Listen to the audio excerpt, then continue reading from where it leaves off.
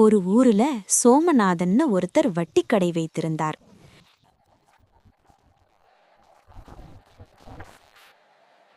அவர் வீட்டோடு ஒரு பக்கத்துல ஒருத்தர் எப்பவும் மர வேலை பார்த்து வந்தார்.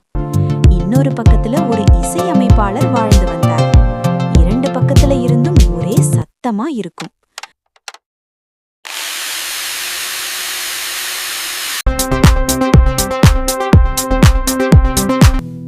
நம்ம கிட்ட இவ்வளவு பணம் இருக்கு, ஆனா நிம்மதியா நம்ம வீட்டுல கூட தூங்க முடியலையே அப்படின்னு வருத்தப்பட்டார் வட்டிக்கடைக்காரர்.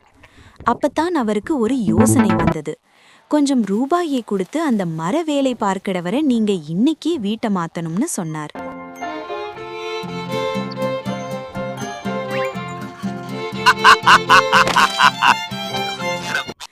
அதே மாதிரி அந்த இசையமைப்பாளர்கிட்டையும் சொன்னார். அந்த ராத்திரி நிம்மதியா தூங்கினாரு. ஆனா காலையில விடியறதுக்கு முன்னாடியே மறுபடியும் அதே இரைச்சல்.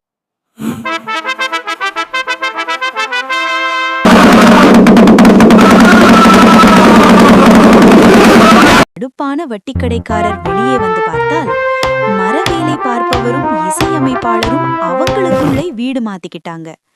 வட்டிக்கடைக்காரர் நொந்திட்டார். இவர் பிரச்சனைக்கு நல்ல தீர்வை கமெண்ட்ல சொல்லுங்க.